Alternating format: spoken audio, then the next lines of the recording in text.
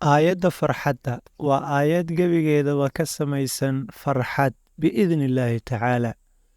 ma jiro qof aayaddan akhriyo ilaa ilaahay subxaanahu wa tacaala wuxuu u taamiilayaa farxaddiisa. assalaamu calaykum waraxmatullaahi tacaala wabarakaatuhu. walaalayaal ku soo dhowaada kanaalkeenna. waa kanaal aan ugu talagalnay had iyo jeer inaan ku soo gudbinno wax kastoo faa'iido u leh dadka muslimiinta ah biidni illaahi tabaaraka wa tacaala.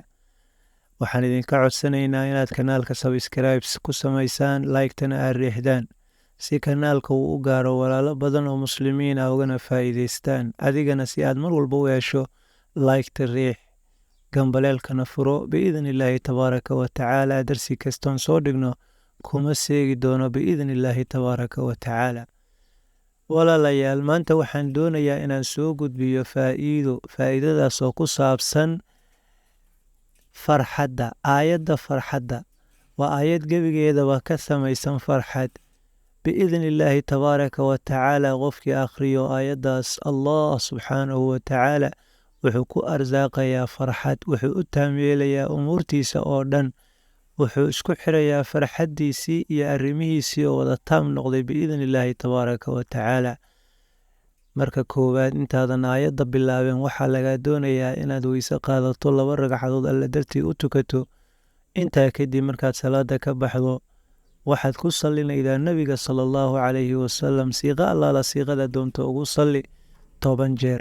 waxaad ku sallinaysaa nebi moxamed sala allahu calayhi wasalam 10 jeer baad ku sallinaysaa. kadib waxaad akhrinaysaa aayaddu waxaa weeye: qul bifadli illaahi wabiraxmatihi fabidaalika falyafraxuu huwa khayru mima yajmacuun. aayaddaasaad walaal akhrinaysaa 7 jeer baad akhrinaysaa 7 jeer.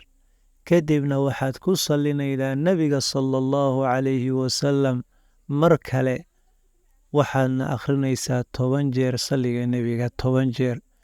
intaa kadib waxaad allah subxaanahu wa tacaala weydiisanaysaa waxa farxaddaadu ku xidhan tahay. maxaa yeelay qof walba meel baa ka khaldan. qof baa farxaddiisa ku xidhan tahay ubad inuu ilaahay siiyo. qof baa farxaddiisa ku xidhan tahay xoogo maalkii baa jeero uga jira in ilaahay hanti u yeelo. qof baa farxaddiisa ku xidhan tahay imtixaanka inuu guulaysto. qof walba waan ognahay oo lambaraa ka khaldan. lambarkii kaa khaldan adaa garanaya ee ilaahay ka bari inuu lambarkaa ilaahay kuu saxo. farxaddaadana way taam noqon biidni illaahi tacaala. lambarkaagina waa lagu sixi. wassalaamu calaykum waraxmatullaahi tacaala wabarakaatuh.